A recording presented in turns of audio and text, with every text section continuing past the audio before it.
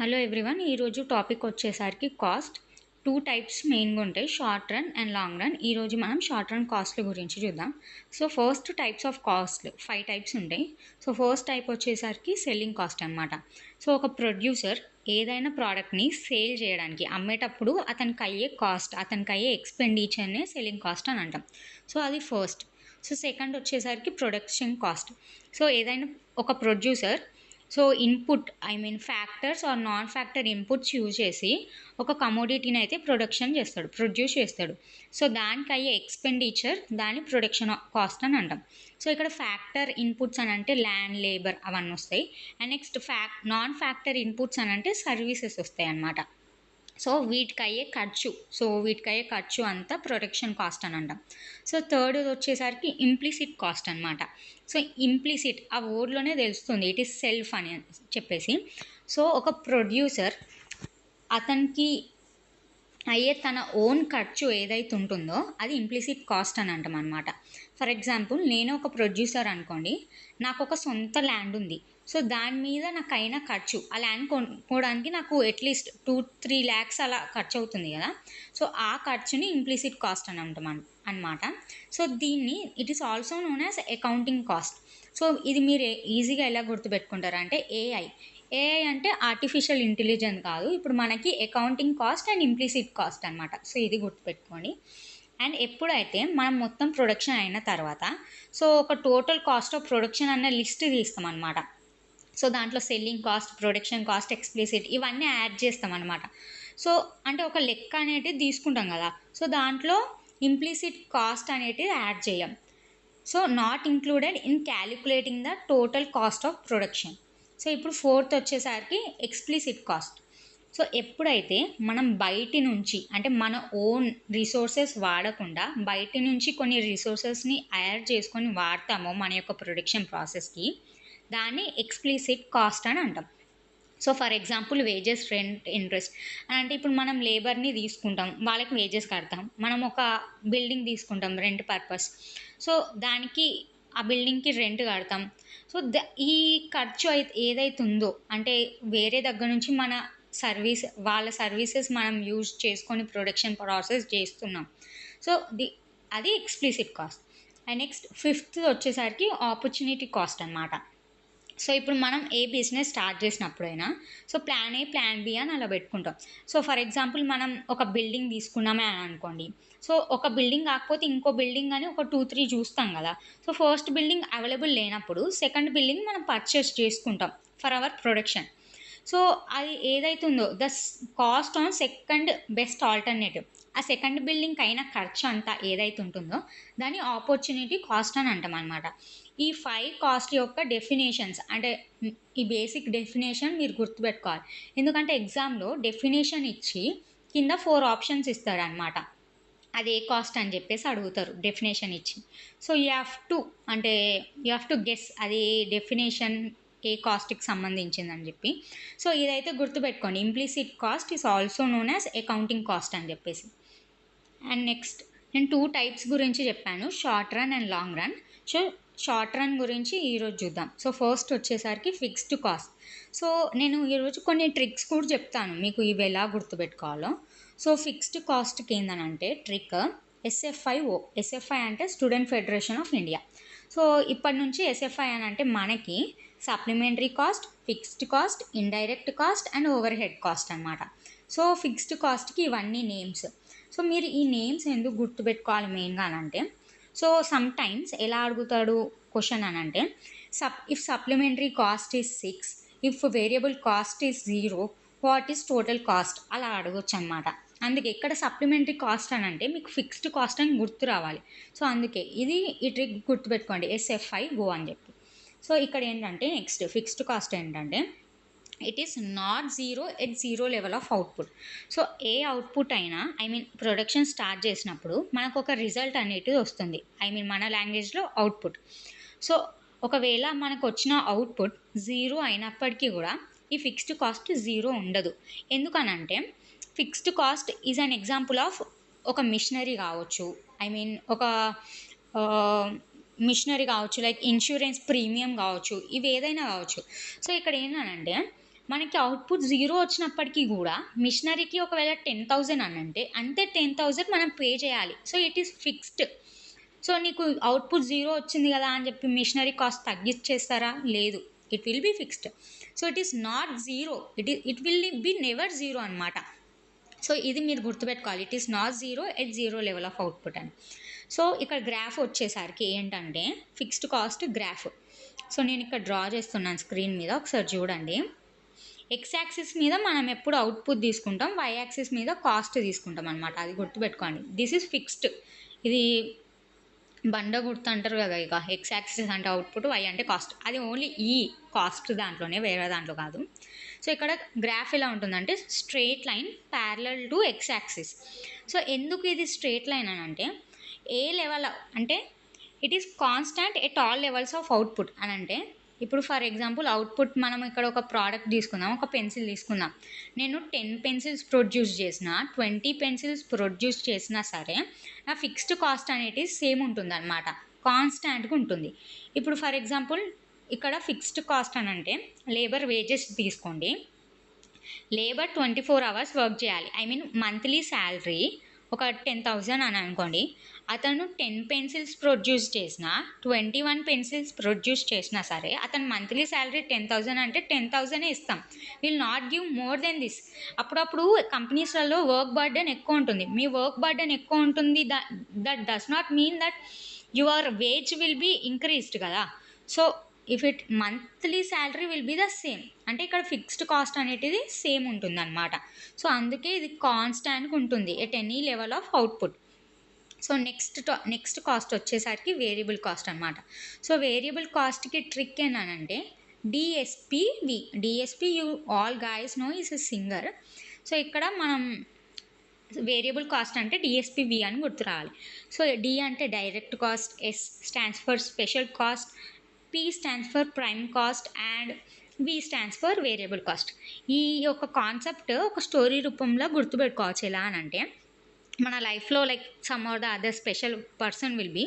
So ఆ special పర్సన్కి మనం ఎప్పుడు డైరెక్ట్ ఆన్సర్స్కి ఇస్తూ ఉంటాం అనమాట. We have to be direct to them and he will be given, he or she will be given the prime I mean first place or the first preference. I say prime preference will be giving, and the special person can be variable, it can be changeable anamata. So atla I hope just to understand the concept నేను ఈ trick use చేశాను అంతే. ఈ story మీరు గుర్తుపెట్టుకోండి. Special person, so we have to be direct to them and he will be given, he or she will be given prime preference. So it can be, he or she can be variable, change చేయొచ్చు I mean. So డిఎస్పివి మీరు variable అని అంటే మీకు ఇవన్నీ గుర్తు రావాలి, special, direct, prime అని అలా. సో నెక్స్ట్ ఏంటంటే variable cost, it is zero at zero level of output. So మన అవుట్పుట్ 0 వచ్చింది అనుకోండి, అప్పుడు ఫిక్స్డ్ కాస్ట్ 0 ఉండదు, కానీ వేరియబుల్ కాస్ట్ మాత్రం 0 ఉంటుంది. వేరియబుల్ కాస్ట్ అని అంటే చేంజబుల్ కాస్ట్. మనం లైక్ ఎలక్ట్రిసిటీ కానీ ఫ్యూయల్ కానివ్వండి, రా మెటీరియల్స్ కానివ్వండి.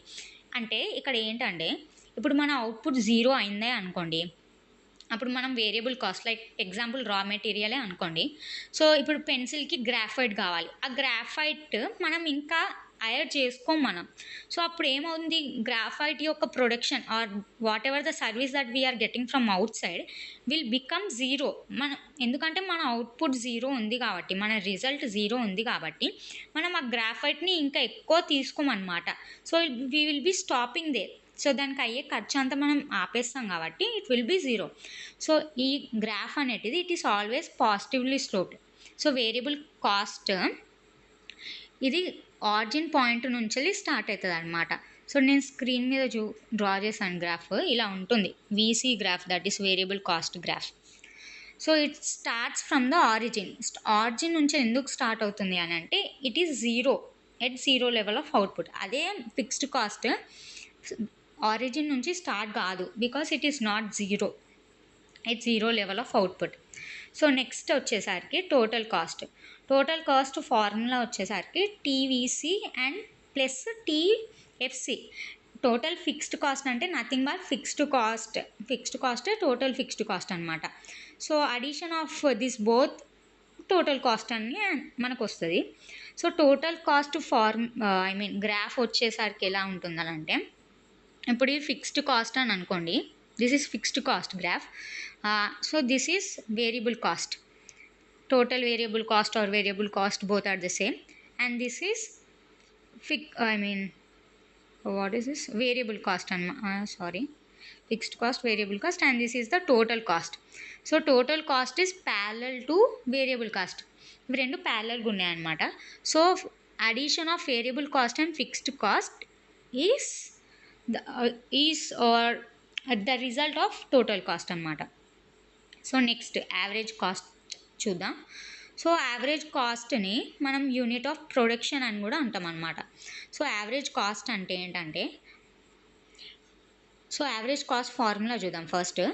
So it is total cost by number of units produced అని అంటే, ఇప్పుడు 20 పెన్సిల్స్ ప్రొడక్షన్ అవుతున్నప్పుడు ఒక్క పెన్సిల్కి అయ్యే కాస్ట్ ఏంటి, so that is average cost అనమాట. అది ఎంతైనా అవ్వచ్చు. So that is per unit, ఒక యూనిట్కి ఎంత అయితే అవుతుందో ఖర్చు, అది average cost. Next average fixed cost. So దీని గ్రాఫ్ వచ్చేసరికి రెక్టాంగులర్ హైపర్బోలా షేప్లో ఉంటుందన్నమాట. So what ever I'm drawing on the screen, that is curve of ABC. It is rectangular hyperbola. మీకు రెక్టాంగులర్ హైపర్బోలా అంటే ఇంకోటి కూడా గుర్తు రావాలి, డిమాండ్. మనం డిమాండ్ గురించి నేర్చుకున్నప్పుడు ఎలాస్టిసిటీస్ ఆఫ్ డిమాండ్లో ED, so elasticity of demand equal to 1. So elasticity of demand equal to 1 అన్నప్పుడు దాని గ్రాఫ్ ఏంటిది, రెక్టాంగులర్ హైపర్బోలానే. So whenever you remember this rectangular hyperbola అంటే మీకు రెండు గుర్తు రావాలి, that is ED equal to 1 and average fixed cost. So average fixed cost formula వచ్చేసరికి TFC and by Q. Q అంటే number of units produced. So TFC is nothing but total fixed cost. So average fixed కాస్ట్కి total fixed కాస్టే numerator ఉంటుంది అనమాట, fixed కాస్టే, కానీ ఇక్కడ just the starting letter changes. This is total, యావరేజ్కి ఇక్కడ టోటల్ వస్తుంది అంతే. సో నెక్స్ట్ యావరేజ్ వేరియబుల్ కాస్ట్కి ఫార్ములా. సో వేరియబుల్ కాస్ట్ కాబట్టి ఇక్కడ న్యూమరేటర్ కూడా వేరియబుల్ కాస్టే ఉంటుంది, కానీ అది టోటల్ వేరియబుల్ కాస్ట్ అవుతుంది.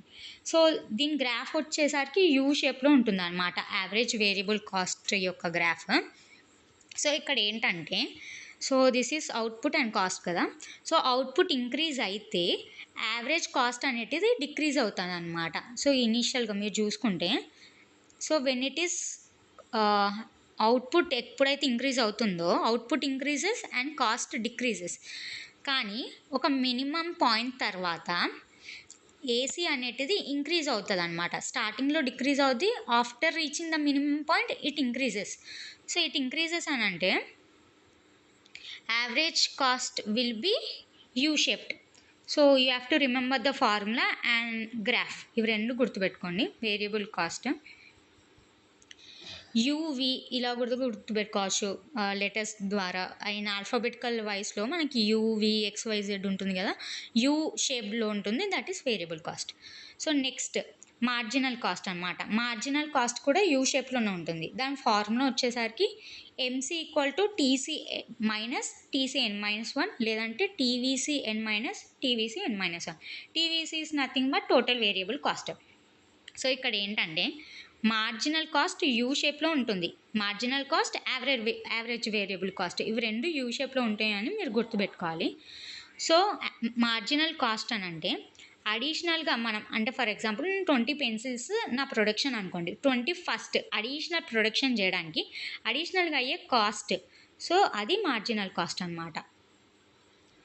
This is the marginal cost whichever I am showing on the screen. So marginal cost కూడా యూ షేప్లోనే ఉంటుంది. సో ఫస్ట్ మార్జినల్ కాస్ట్ అనేది డిక్రీజ్ అవుద్ది.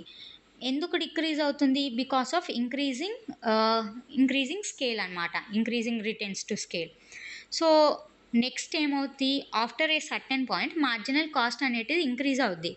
ఎందుకు ఇంక్రీజ్ అవుతుంది? Because of decreasing returns to scale.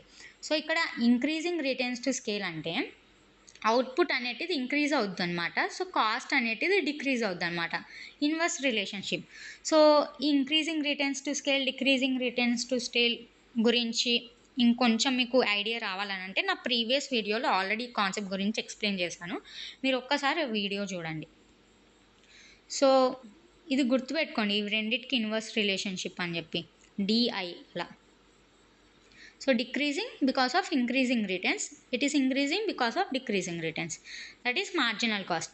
And next ఇక్కడ 2 main points మీరు గుర్తుపెట్టుకోవాలి. ఏంటంటే ఇది ఎగ్జామ్ పాయింట్ ఆఫ్ వ్యూలో మీకు చాలా ఇంపార్టెంట్ ఇవి. So AC, AVC, AFC and MC, so ఇవన్నీ యూనిట్ కాస్ట్ అనమాట. సో వీటిని these are termed as unit cost. And AC, AVC, MC ఈ 3 these 3 are U shaped because of law of variable proportion. నేను ఈ యొక్క law of variable proportion theory previous వీడియోలో చెప్పా, మీరు ఒక్కసారి చూడండి. So please do subscribe my channel. And ఇప్పుడు మనం రిలేషన్ చూద్దాం ఎంసీఏసి. సో ఇవన్నీ మనం సపరేట్గా గ్రాఫ్ చూసాం, ఒక్క గ్రాఫ్లో చూద్దాం ఇవన్నీ. So of course X is output, Y is cost. So first graph వచ్చేసరికి ఏంటంటే ఇది ఏటీసీ, యావరేజ్ టోటల్ కాస్ట్. మనం అన్నీ ఒక గ్రాఫ్లో చూస్తే మీకు ఐడియా వస్తుంది. So next average variable cost ఇది. సో నెక్స్ట్ గ్రాఫ్ వచ్చేసరికి this will be average fixed cost. మీరు ఫిక్స్డ్ కాస్ట్కి యావరేజ్ ఫిక్స్డ్ కాస్ట్కి కన్ఫ్యూజ్ అవ్వకండి. So please do remember that. And next marginal cost. సి కేర్ఫుల్, ఇక్కడ గ్రాఫ్ కేర్ఫుల్గా చూడండి. ఏంటంటే మార్జినల్ కాస్ట్ ఏటీసీ అండ్ ఏవిసిని కట్ చేస్తుంది, ఏఎఫ్సిని కట్ చేయట్లేదు, అదైతే చూడండి. సో ఇది ఈ పాయింట్, ఏ పాయింట్ ఏదైతుందో it is maximum, it is not maximum, it is minimum point of MC and AVC. And ఈ B పాయింట్ ఏదైతుందో that is minimum point of MC and ATC. So ఇప్పుడు ఇంకో గ్రాఫ్ చూద్దాం. ఏంటంటే సో ఫస్ట్ ఇది total fixed cost, next వచ్చేసరికి total variable cost, so ఇంకోటి వచ్చేసరికి ఇది total cost. So please do remember, total fixed cost ఏమో కాన్స్టెంట్గా ఉంటుంది at all levels of output, కానీ యావరేజ్ ఫిక్స్డ్ కాస్ట్ ఏమైంది, డిక్రీజ్ అవుతూ వస్తుంది అనమాట. అట్లా అని చెప్పి అది నెగిటివ్ కాదు, it will just decrease. So please do subscribe my channel. And if you are having any doubts please do comment బాక్స్లో కామెంట్ చేయండి. అండ్ రేపు మనం లాంగ్ రన్ కాస్ట్ గురించి చూద్దాం, ఆ తర్వాత రెవెన్యూ కాన్సెప్ట్స్ కూడా చూద్దాం. అండ్ నెక్స్ట్ వీటికి సంబంధించింది long run, short run and రెవెన్యూకి సంబంధించిన పీవైక్యూస్ నేనైతే పోస్ట్ చేస్తూ ఉంటాను. ఒక సపరేట్ వీడియో కూడా చేస్తాను. అండ్ నెక్స్ట్ నా యూట్యూబ్ పోస్ట్లో నేను కొన్ని క్వశ్చన్స్ కూడా పోస్ట్ చేస్తున్నాను రోజు. So please do answer them so that you get an idea. So మీరు నెంబర్ ఆఫ్ MCQs ప్రాక్టీస్ చేస్తేనే you can perform well in the exams. So thank you guys.